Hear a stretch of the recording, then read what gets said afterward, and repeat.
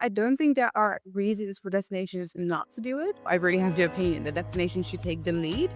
However, I do know it's a high investment to put these policies in place, to work on infrastructure, and also you can put the policy in place, but then you also have to spend a lot of time and resources on enforcing that it's being followed.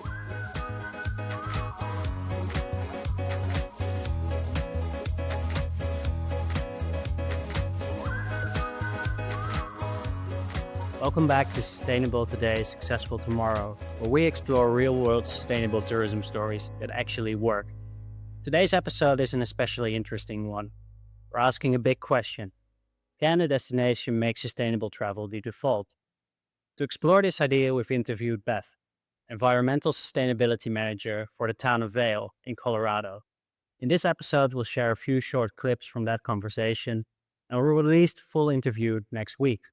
But first, Anne, what do you think sustainable travel as a default could look like? And is it even possible? I think it's possible, but it really depends on how destinations manage their destinations. So they would really have to align all their policies regarding land use, transport, short-term rentals, infrastructure, all to sustainability. And I guess that's the biggest challenge.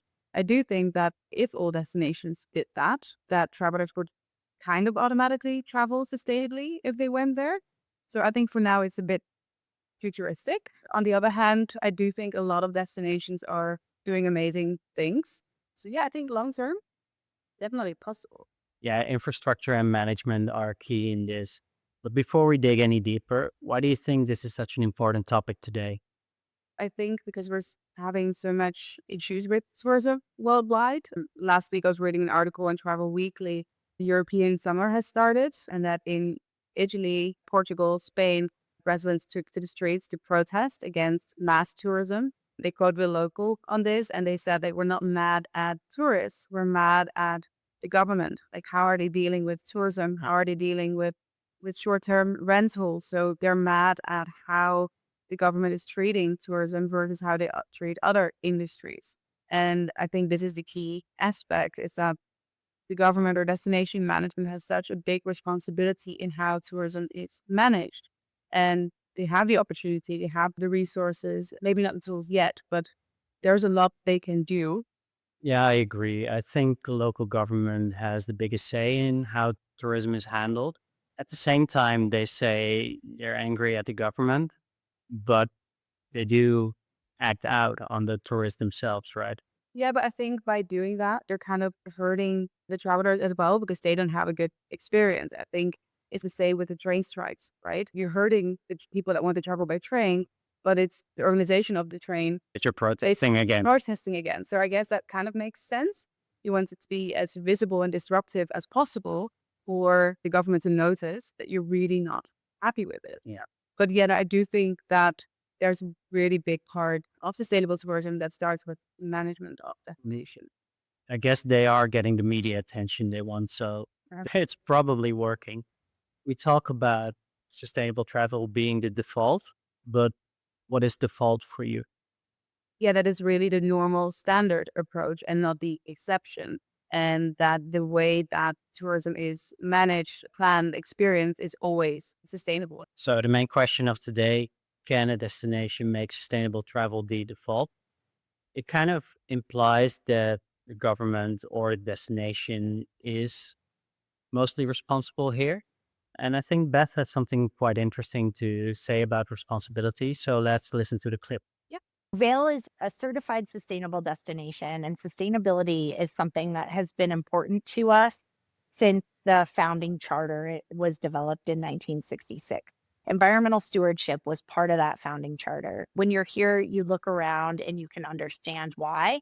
So we really want to bring visitors who resonate with that environmental stewardship message and that sustainability message, and who are looking to come to a place that does care and prioritize sustainability.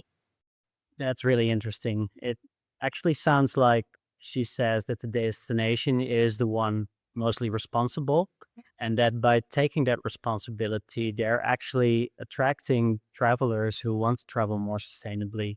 Who do you think should take the lead in this? Well, yeah, I'm also on the side that the government or destination management should take the lead because there is only so much travelers can do or what local businesses can do if the infrastructure, the policies are not a place to benefit sustainable tourism. For example, talk about infrastructure, like we're from the Netherlands and we're really used to separating our waste and recycling it. And when we moved to Bali, I think we definitely intended to continue that because we think it's important. But here in where we live now, you're lucky when it's even picked up. So there's no option to separate it to recycle. We do pay for garbage collection, but Yeah, but it uh, doesn't mean they count. and apparently the landfills are so Yeah, sometimes they're so full, that's why they don't come yeah. because they can't handle anything else. Yeah, and there's no communication about that either. So you just have to hope they show up to collect your garbage. Yeah, and sometimes it's just it disappeared, which is good. Honestly, I've never seen the truck, but the garbage does disappear. I've seen them sometimes, but never seen it actually being picked up. But I guess it's really here that the destination has the responsibility to protect local assets because I feel that well locals have the most at stake and they have they have the option and the responsibility to make sure that like how their destination handles irresponsible tourism. And at the same time you have the collective impact because if the government or destination management changes a policy, it's done at scale and it's really systematic policies that make the big difference, basically. Because the thing here in Bali is like we can try and reduce our plastic water bottles, but it does only actual change if Bali comes up with proper waste management. Yeah, exactly. Yeah, I think these examples really show how much of an impact that regulations can have. Yeah. But to challenge that for a bit and also think about the travelers, are there any reasons why it shouldn't be the destination's responsibility or where it maybe gets a bit more complicated? I don't think there are reasons for destinations not to do it, but I think I really have the opinion that destinations should take the lead.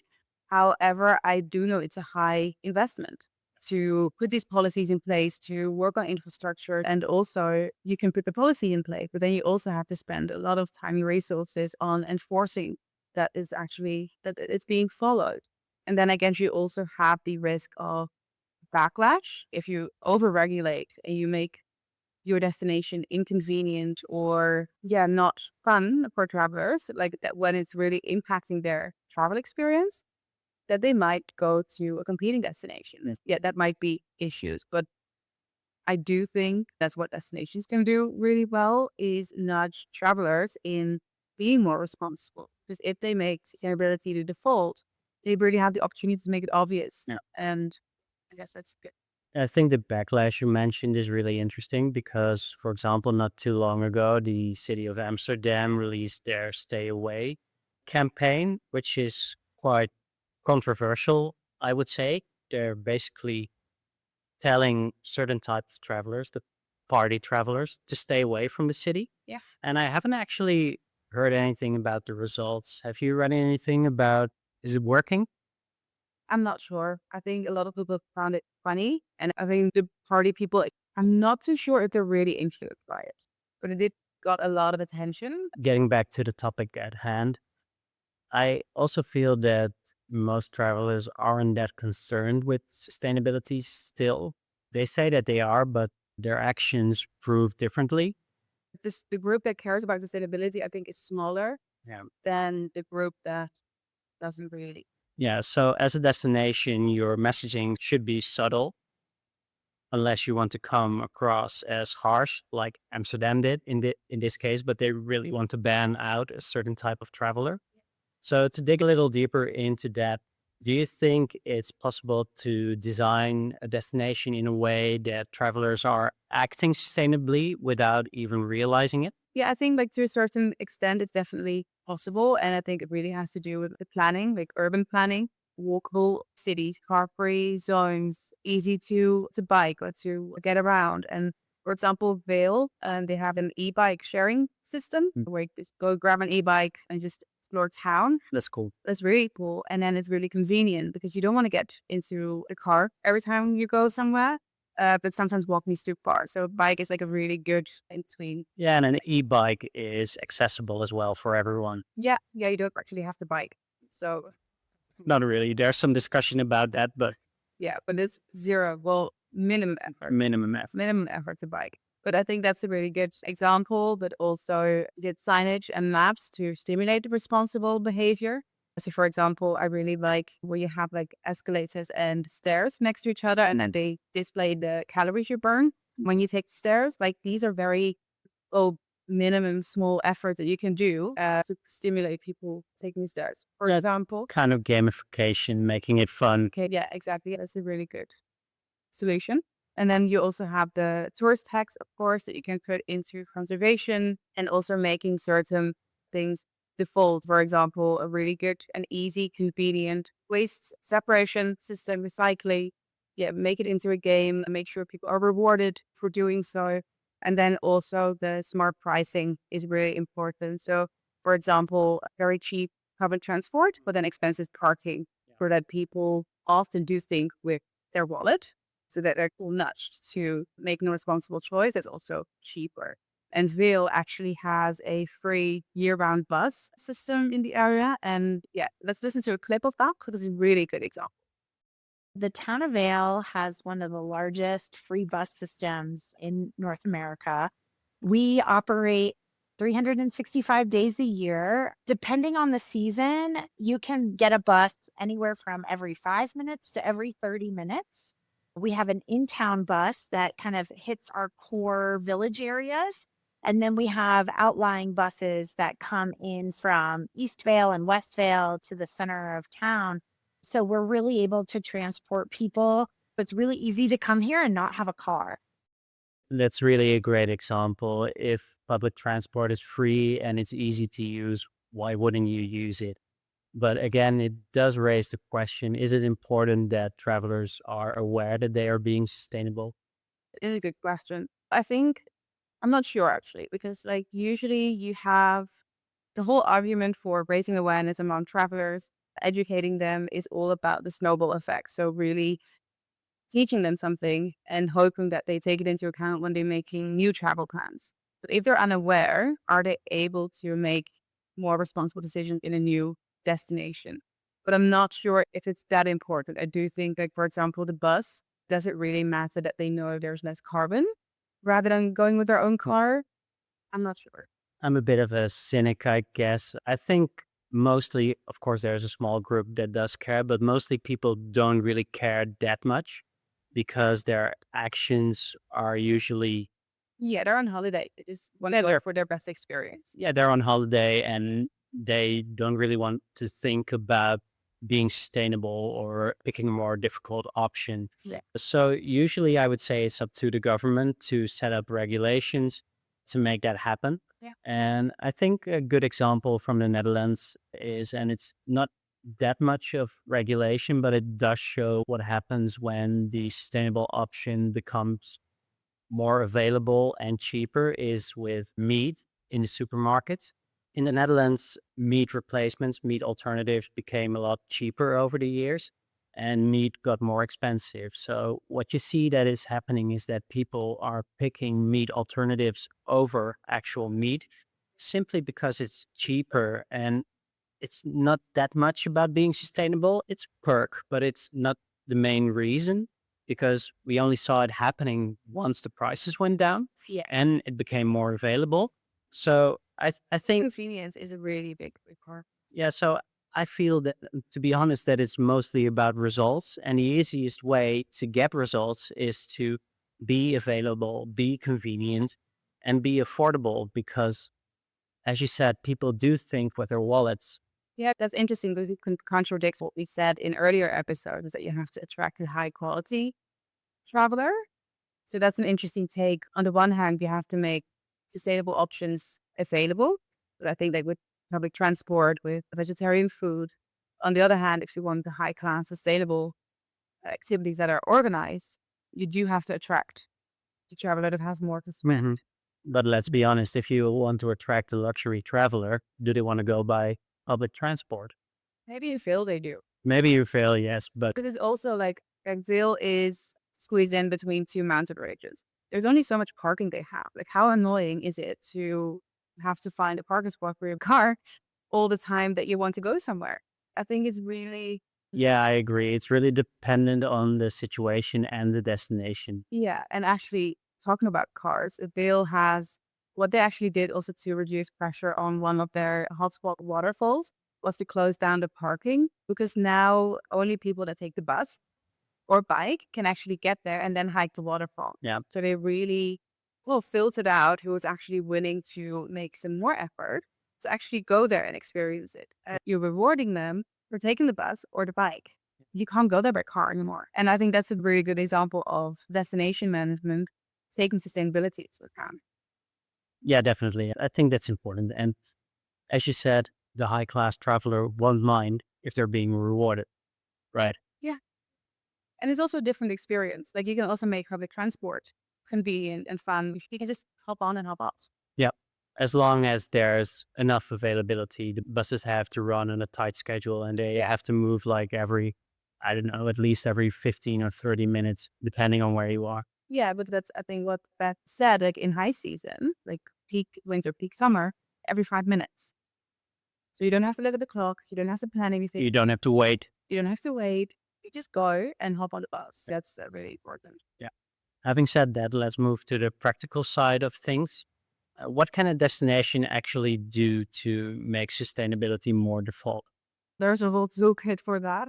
I think, and I said that before, it really focuses on the policies. It really focuses on the policies and smart regulations for how they manage shorter rentals, if they have low emission zones, if they set limits to number of people that visit sensitive areas. And this is actually something that destinations often already do, especially the ones that have nature in the destination is that they close off certain areas when they have breeding birds. Yeah. That's already part of it.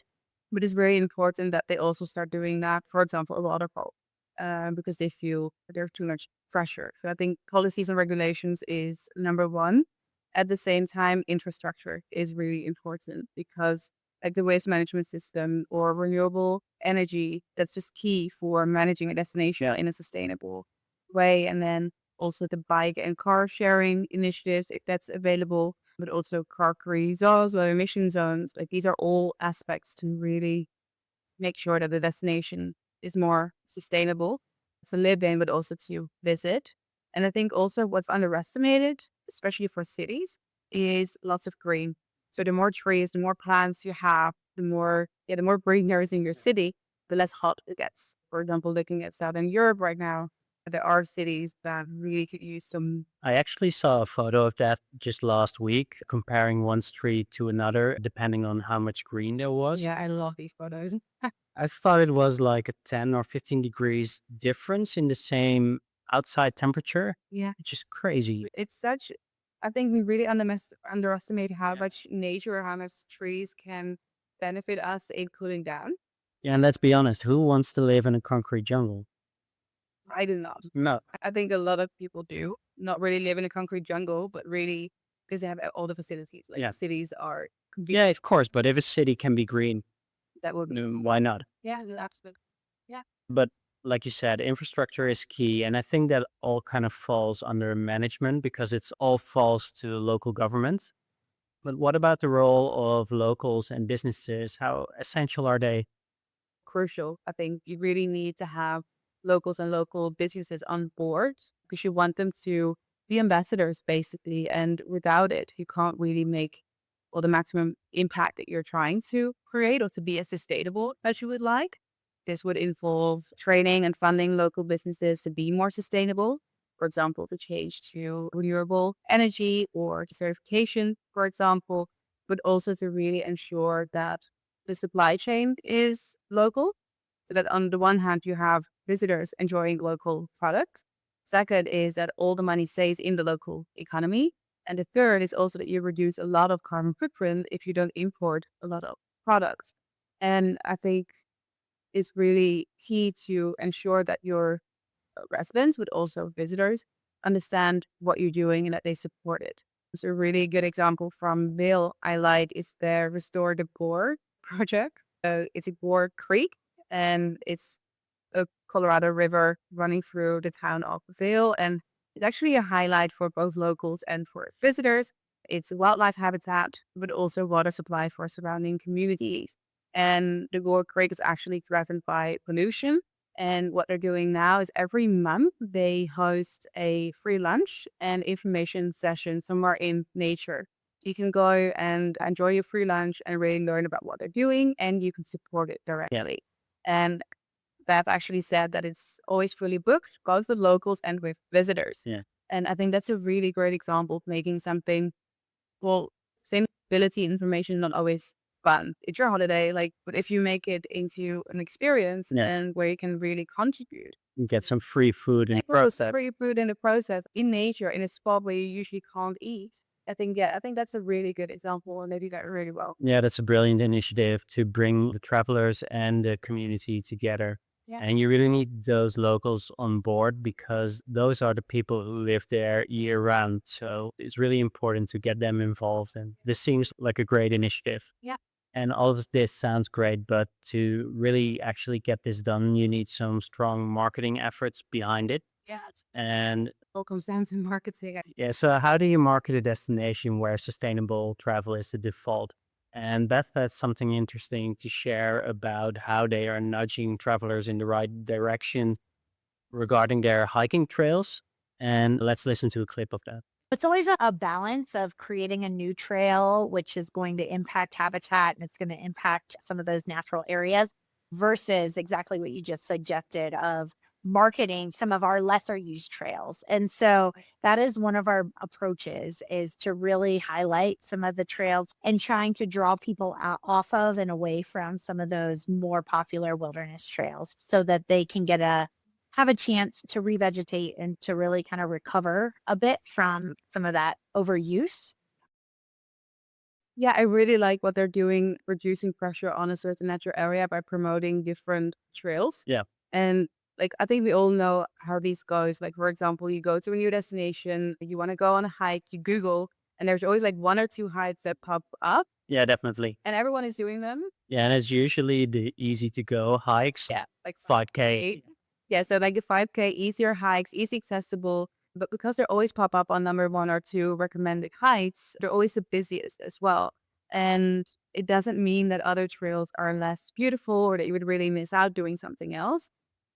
I think it just really means that certain influencers did not hike that specific trail. So I think the role of marketing here, and I think that's what Vail is doing really well, is to promote and to highlight other trails and to really make travelers curious about what they would experience there. Yeah. Because it's the same area. And you might not go to that famous waterfall everyone goes where you can have that amazing picture. But you could go to a smaller waterfall that you could have to yourself.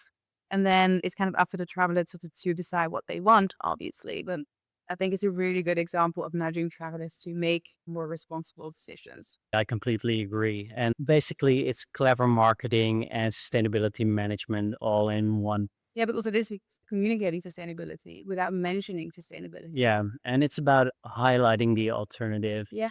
in a way that is not preachy.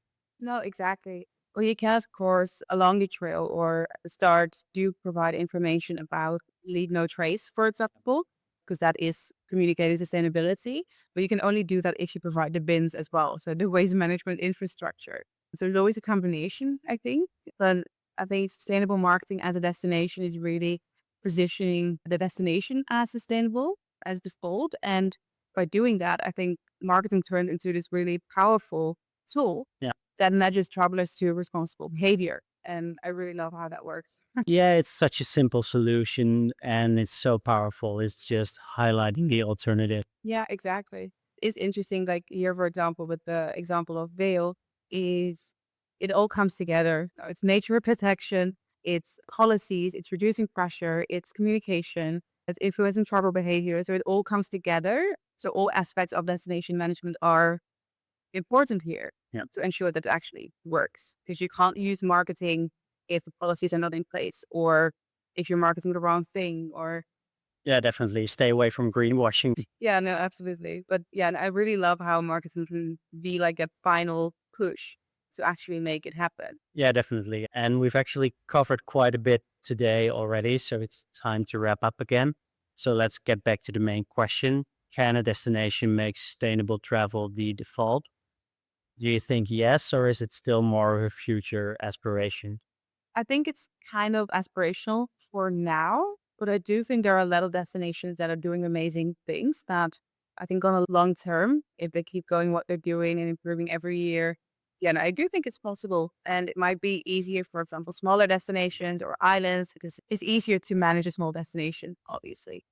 On the other hand, I think larger destinations have more resources, more manpower, but now I think it's definitely possible. And I also think for destinations that are starting or want to improve, I think certification is a really good way to start. Yeah, listen to our episode, Certification, Pursue or Avoid.